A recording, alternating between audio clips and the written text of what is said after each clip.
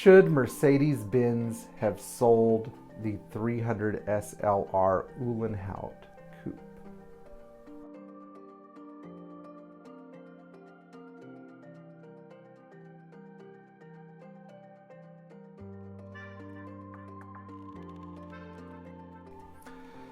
About a month ago, this sale started making headlines. The $150 million Mercedes, I think it was like 147 million or something like that. But this car Mercedes sold was a car from their private collection.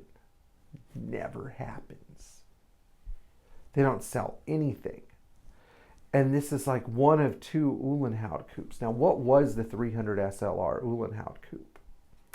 Mercedes took their 3-liter twin overhead cam mechanically injected straight 8 from their Grand Prix cars, extended the nose of a 300 SL Gullwing, and put this engine in the 300 SL chassis and made a special high-speed, incredibly insane, crazy, wild version of the 300 SL that they gave to Rudi Uhlenhaut to drive. Rudi Uhlenhaut, if you don't know who he was Mercedes-Benz fundamental genius who basically conceptualized the modern Mercedes-Benz as we know it through the 1950s, 60s, and into the 70s.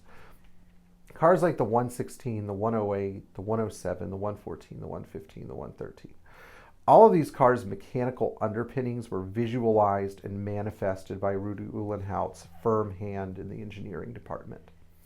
He was the absolute epitome of the businessman slash engineer, a multinational man, a complete genius, yet so humble that anybody who met him remembers him in a way that can only be described as magical. So let's see now what this Uhlenhaut Coupe was. Well, Rudi Uhlenhaut liked some weird stuff, and I think it was secretly Uhlenhaut who approved the production of the 6.3. He had a penchant for building wild, crazy Mercedes. We still don't know exactly what never saw the light of day that was in his head. But Rudi had these cars, I guess, built for him to his request. And Mercedes held on them for all these years. They kept them in tip-top condition. And from what I understand, which is something my friend Andrew Opishka shared with me earlier today, was that the man who cared for these two beasts was retiring. So you have to have a full-time caretaker for two of these cars. It's like a job that, just never lets up. Now, Uhlenhaut's legend and shadow are huge. I think that contributed to the sale. But the fact that this is one of two cars, faster than any Ferrari of the time, more brutal to drive, says something about why it sold for so much money. But the real question here is, why did Mercedes sell it, and was the money used for a good cause? And here's where Pierre's going to get a little interesting. They sold this car because they claim that they're going to use the money to fund a scholarship for environmental studies. Well, great, that's nice. That is called eco-simping, and it is what happens when you have a bunch of electric cars coming out that are involved and tied to processes like strip mining or lithium production, or maybe building batteries that can't be recycled. In 2013, I had a guy tell me from Mercedes, we don't have a solution for recycling batteries yet. And they still don't have a solution for recycling batteries.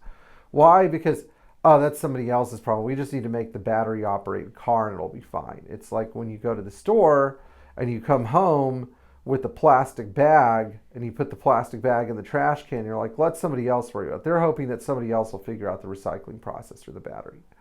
Well, maybe they're trying to offset the guilt, which they should have, by creating this weird environmental scholarship.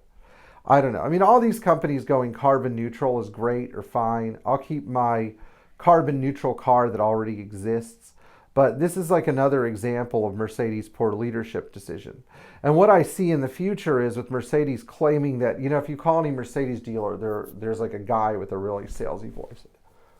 We believe that electric is the voice of the future. And I'm like, just can the nonsense. you know, if you repeat something so many times, you start to believe it. Uh, you know, you are either going to do one of two things. You're either going to start lying to yourself and not knowing it, or you're just going to go batshit crazy. And what I see with Mercedes and their electrical vehicle program and their green drive or whatever is that they've made this such a priority, they've forgotten how to build cars that people actually want. Like I saw one electric Mercedes the other day. Sure, it looks nice, but a dead battery is a dead battery. When you're sitting on the side of the road and your batteries are dead and there's no place to recharge the car, guess you're SOL. Unless your entire life is spent going to Walmart or Publix or Whole Foods and probably I should say Whole Foods, and going to restaurants because you can afford an electric car because you're so rich, you know, or just saying, you know. So when somebody has an electric car and it's their only car and they're crazy about the electric car, I'm like, oh, you're just wealthy and you have bad taste. Sure, you could have an electric car if you need one. I'm not saying that it's a bad idea to have one. I'm just saying don't build your entire company's future, especially if it's a multi-billion-dollar company that's responsible for the incomes of thousands of people, off of electric cars.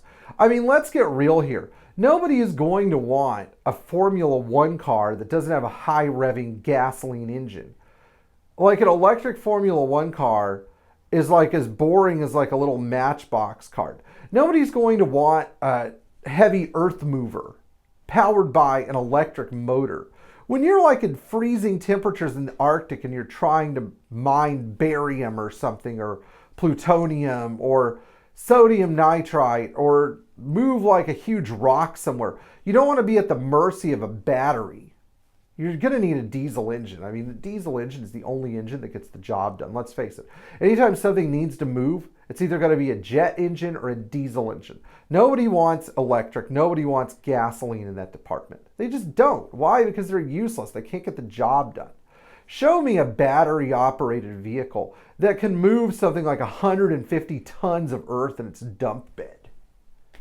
Why? That's one of the reasons why there's no such thing as a gasoline-powered Caterpillar tractor.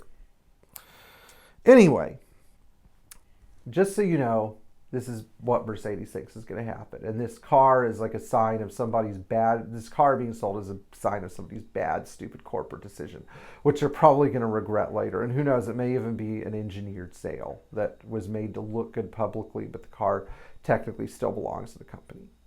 If you enjoyed this video, like, share, subscribe, tap the bell for notifications, and thank you to our Patreon subscribers.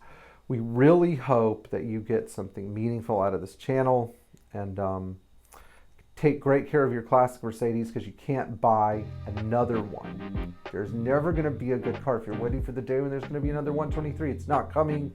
Take care of the one you got, okay? See you in the future.